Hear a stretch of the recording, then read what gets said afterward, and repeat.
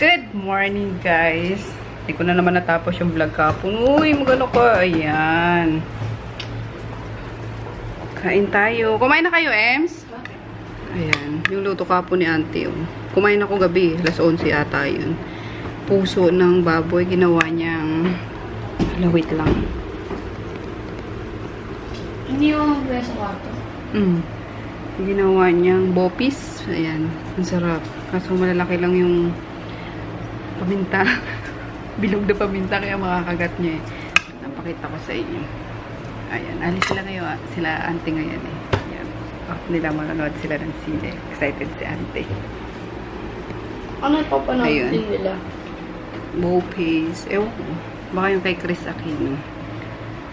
Tapos, we have fish and bacon. Yan, tira ni daddy.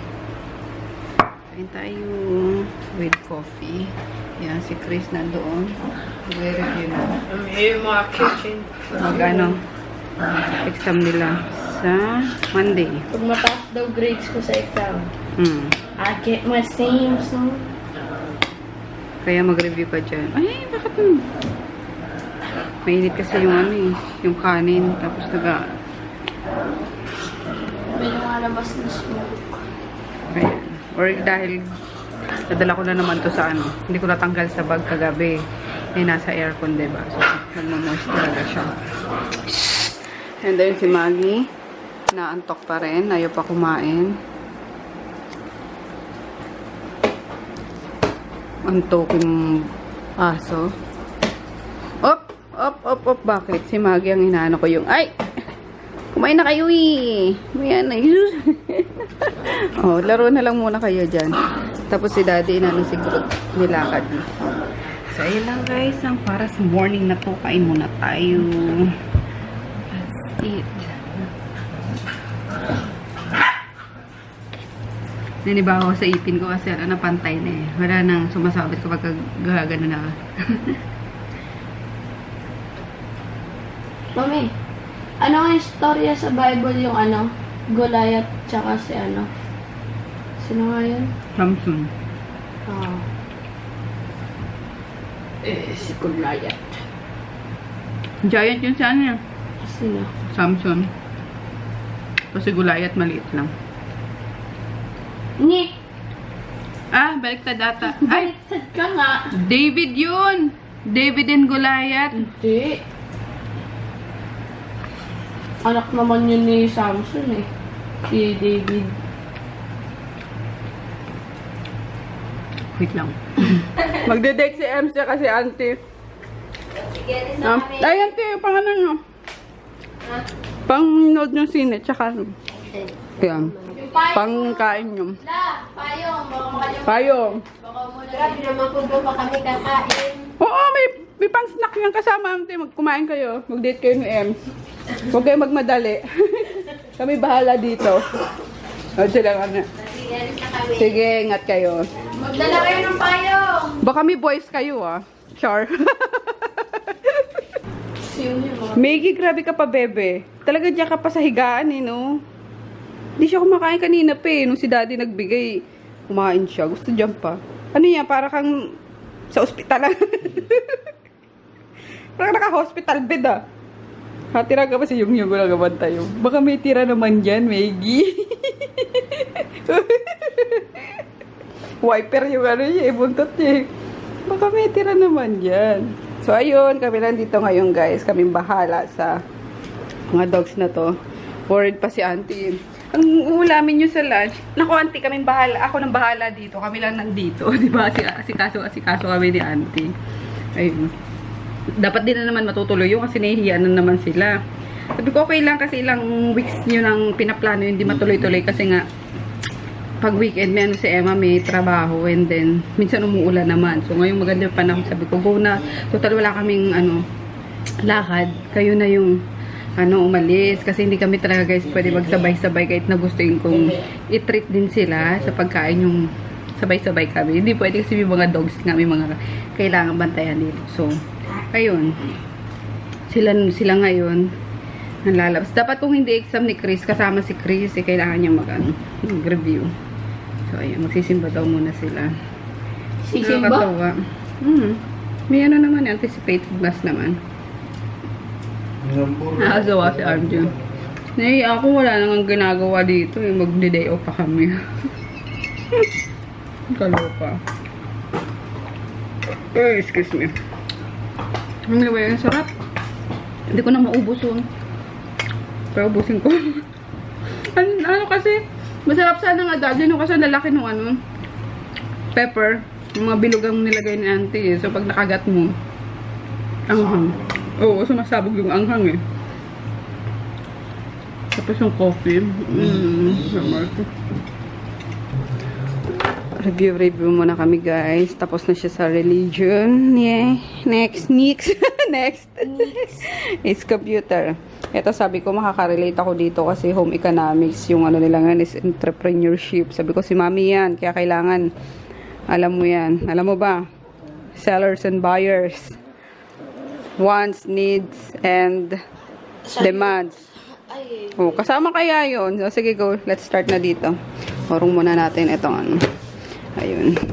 Kaya excited na ako dun sa dun sa azotea dun para gawin naming kwarto din. Did you know, before we used calculators, we used our fingers and toes to count.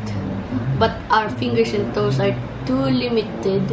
We use stones, nuts, sticks, shells. Thanks. Lunch break, guys. Ayan. Next namin is yung EPP. EPP niya. Faster na. Para matapos natin to bukas. Ibang naman, subjects naman. Ayun. Habang, syempre ako, nagbi-business. Habang kumakain siya. Sagot muna tayo ng mga inquiries. Break time na muna, guys. Bakit nag-iingay itong mga doggies? Ba't nag-iingay kayo dyan, ha? Tulog muna kayo. Tulog din. Tulog. Paknet. Tulog lang. Tulog. Ayun. Pahinga na muna. Inantok daw si Chris, guys. Sabi ko, sige. Diba, after na... Ay. Pula na labi ko.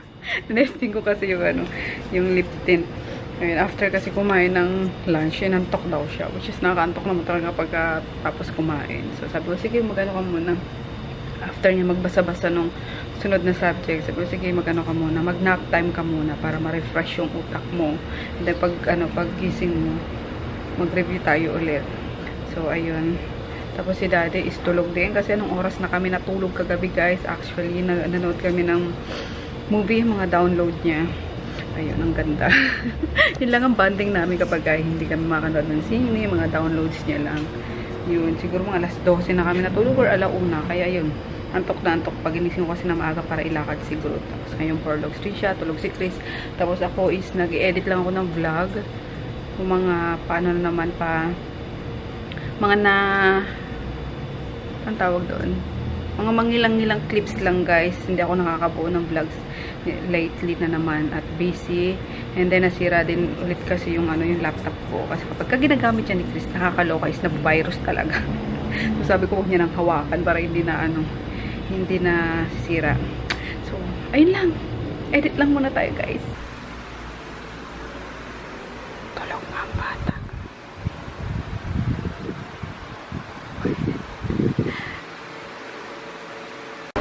Uploading na tayo, guys. 32 minutes na lang. And then, ayun, kanina pa ako nag-encode nitong sa Mamala. Kasi malapit ng dumating. So, encode ko na para ma-send ko na sa sa store. And gising na rin tong bata. Ayun, nag-order na lang ako, guys. Sorry. Nag-order na lang ako sa Jollibee. Yun ang pinakamadali. Kasi wala pa kaming grocery. Ayun, dapat mag-grocery kami. Tapos si daddy, grabe. Ang daddy mo, ha? Wagas matulog. Maghapon, no? Sumahan kita. Huwag na. Umuulan na naman pati. Kamusta naman sila, auntie? Pero nagdala naman sila ng pinadala ko sila ng payong. So, don't forget yung payong nyo. Kasi baka mamaya umulan. Kasi every hapon is umuulan na talaga. Diba? So, nag-order na lang ako. Ang sakit ang ipin ko. Nakakaloka. Sinuot ko na kasi yung yung retainer na clear. Eh, siguro huwag ko pakialaman, in-encode ko yan. 1 month ko ata siya, guys, hindi nagamit. So, syempre, nag-move yung ano natin, diba? Lalo wala nga akong lower. Ako lang yung anak, ang ngipin ko sa lower part ng aking bibig. So, ayun, pag saksa ko sa kanya kagabi, pag suot ko, grabe, magdamag ko siya sinuot. Ang sakit talaga. Lalo na yung bagang area. Kagalis. Anyway, kailangan na naman natin ito isuot ko lagi. Kung sabi nung dentist, kung ayaw mo ma'am na bumalik ka sa pagbe-braces, isuot mo yan. At least, ano ata siya, 6 months continuous na ano, para masanay lang yung ngipin mo. Tapos, yung sa baba ko talaga, lifetime ko na atang susuot yun guys. Pero ito yung sa taas is at least 6 consecutive months. Ayun. Minsan kasi nakakatamad lalo kapag kakain ka, take off mo, tapos syempre kailangan mag-brush agad ng teeth kasi di mo kadiri naman kapag kakain mo lang, isuot mo na naman ulit, diba? So, ayun, parang tinamad ako, hayaan mo na nga, kaso na-realize ko na, oh my god, baka mag-braces na naman ako, so mega ano, balik na naman tayo guys. So, ayun lang, magpapaano sana ako, bleach ako ng ipin kaso very sensitive yung ipin ko, so huwag na lang.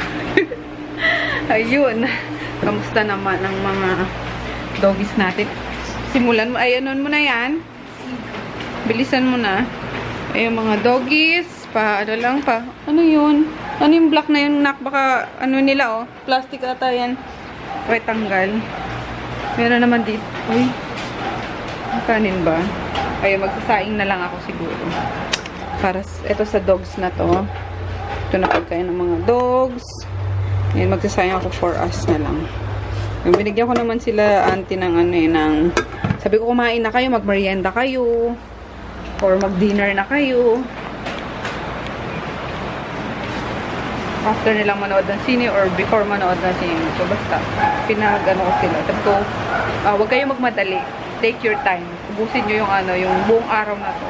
Bumala kayo ni Em. So, ayun. Diba? Nararapat lang naman guys na mag-enjoy din sila yung mga kasama natin sa bahay kasi alaga naman nila kami, lalo na si auntie. Ayun. Medyo nasusobrahan nga lang ng linis si auntie sa mga pagkain. Nakakalawa kasi yung pusit is tinanggalan niya ng ano, ng tinta. Eh, di ba minsan may lasa yung tinta, di ba? May linamnam yun. Tinanggalan niya. So, ayun lang. Inihiya din kasi ako magsabi sa kanya. Kasi ang linis-linis niya talaga sa pagkain. Nakakailang hugas ata yan. Pati yung chicken namin. Tinatanggalan niya ng taba na, ayun na. Ano nga yun, nak? Ng balat. Ayun na, tanggalan niya ng balat. Tapos, basta. Pero okay lang naman. Kaya, ayun lang. So, antayin ko na lang yung yung Jollibee guys. Kasi gutom na tong batang to. Pero kumain yan. Kumain ka kaya bago ka natulog, di ba? Gutom ka na naman agad. Si Daddy, grabe talaga yung tulog. Parang parang isang linggo mo lang tulog eh. Burlogs pa rin. Kasama niya dito sa loob si Groot, tsaka si Maggie. Ikaw naman, Tom-Tom, bumukas lang ang pinto. Ay, nako. Pinakulang ko bigla eh. Kahol bigla. Kahit ano to eh. Kahol ng kahol. Tingnan nyo, ito naman si Poknat. Sira na sinira yung pang ano namin dyan. Palok kayo. Doon nga. Ano? Itong maliit na ito, napakaingay na ito eh. Nilagyan ka ng daddy ng natutulog naman si Tom-Tom. Chihuahua ba talaga si Tom-Tom? Hindi yan chihuahua. Mini pincher yan. Mini pincher. Uy, Tom-Tom, ang baw ng hininga mo, bebe, ah. Ang baw ng hininga ni Tom-Tom. Ay, bigyan ko na lang muna kayo ng treat. Tara. Tignan mo. Ang yabang-yabang yan. May treats pa sila dito eh. Alam nyo to, yung mga ganyan-ganyang kortina, naalala ko pag sa probinsya eh. Advance sila naman. Nilagyan ni auntie ng kortina. Wait lang! Magagawan tong tatlo. May small, medium, large. Kaya nga eh. Patangkad ng patangkad. Sabi ko, wait lang eh. Gagawan pa yan, madami. Dumating na guys yung order namin. Ayun. Chicken lang naman and palabok. Palabok yung daddy oh. fried chicken ulit. Ito gusto ko. Pang ilang araw na. Pero, ayun. Gusto ko pa rin to. Masarap sana, kaso yun nga, madaming paminta. Ang lalaki. Sabog pag nakagat mo eh. Masarap yan sa mainit ng kanin ni ano mo. Ihalo. So, laters ko na kayo pakainin, mga veves. Kain muna kami. Sarap with coffee. Parang malamig na yun ng panahon eh. Coffee tayo. Ayan, may palabo kay daddy. Spaghetti kay Chris. Oy, magkanin ka, iho. Yan ka na naman eh. Ayan, pang 2 araw ng fried chicken. Kahapon, fried chicken sa bonchon eh. Trip na trip niya ngayon ng fried chicken. Ito sa atin.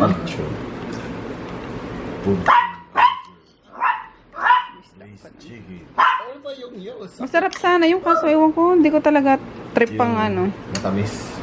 Okay lang kaso yung bonchon mismo is parang hindi ko type. Mami, nasa pa mo. Alin? Charo. Ba't di mo type? Alam mo. Hindi ko type ang bonchon. Okay lang Ayun yun. tayo guys. Bago rin naman yan sa Pilipinas. May ipin to. Grabe. Miggy! Baba, Miggy! Kaya nagdasal na silang mag-ama. Ang dami ko pang i-encode. Bango. Pero yung ano, diba? Yung bopis is lungs dapat. Lungs, tenga. No. Puso lang kasi yung Puso, binili pwede ko. rin. Kasi, pag walang tenga, puro sila, malalambot. Walang crunchy tingi, mababa. Walang pampa-excite. Kailangan yung puso. Miggy Chuy! Wala kasi kaming lulutuin pa guys, kaya nagpa-deliver na lang ako. Kung mayroon dyan, nagluto na ako. Gobats. Di ba tayo nag-grocery? Wala na kami sasakyan, i-headline mo sana. Binenta na po namin ang aming sasakyan dahil wala na kaming kaperahan. Baka mag-iiyak ka. Pag binenta ko yun. Wala na po kami sasakyan. Baby niya pa naman daw si Tonton. Naghihirap po kami. Hello guys. Ay, late na guys. Nakakaloka. Anong oras na ba? Alas 11 na. Tinapos ko yung pag-encode para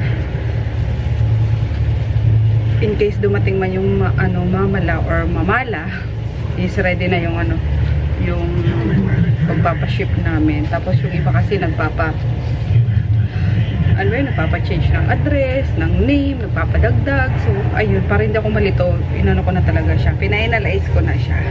Kaya, ayan. Tapos din sa wakas. Alerts. Nakapag-upload tayo, guys, ng isang vlog. Kala naman dami in-upload din. Silang naman yun, 23, 24, 25, 26. 4 days na pinagsama-sama na naman. Oh, may people ako. Request ako ito. Ayan, pero lalagyan natin yan ng wait lang, papalit lang ako ng battery. Dapat na. Parehas palang lobat guys. Ayun, hindi ko na i-charge din yung isang spare na battery. Kaloka. Anyway, ayun lang nga. Kailangan ko na mag-good night kasi mamamatay na lang bigla to. So, i-share ko sana sa inyo kung ano yung ginagamit kong skincare ngayon. Kasi madami sa inyo yung nakakapansin na kahit na lumulobo ako or parang ang taba ng mukha ko or basta gain ako ng weight is makinis daw ang skin natin. So, share ko sana kaso wala na. Pero isa lang talaga guys ang ang ginagamit ko for 3 weeks na ata. Ito, simula nung 2 weeks or 3 weeks. Simula nung nagka-rashes ako dito. Yung pagkain, sobrang pagkain ko ng sardinas. So, ito lang. Ito na yung pinapahid ko sa mukha ko guys. Itong Amaze Balm na to. And itong consistency na kasi ito hindi na naibalik ko. So, nag-request nga ako ngayon sa supplier na kung pwedeng yung medyo nalulusaw, yung malambot. Ayun kasi Iba yung ano, supplier nakakaloka eh. Minsan matigas. Pero sa lahat ng nakagamit na ito yung request talaga. Ito yung mas gusto nila guys. Kahit ako. Kasi madali siyang i-apply. Ayan. Din ako nagtutone. Yan ang ginagawa ko din moisturizer sa gabi. Tapos kinabukasan, ang ganda-ganda ng ng glow. Maganda ng skin glow. O, yun lang. Kasi dry naman yung skin ko ngayon at nag-uulan, diba? Tapos aircon pa. Yan lang siya. Ito din ang favorite gamitin ng mga pamangkin ko, lalo na si Lucia. Ang puti-puti ng singit ng batang yun. Sabi ko, grabe, alagang Amaze Balm. Ayan. So, ayun lang. Hindi siya malagkit. Medyo lang siya, hindi rin siya oily guys. Alam niyo yung parang naglagay lang kayo ng primer, yung pore eraser, na something ganun. Parang ganun lang yung niya. Ayan. Ano bang consistency na hindi ko para mapaliwanag ka sa inyo. Parang silicone, ayun.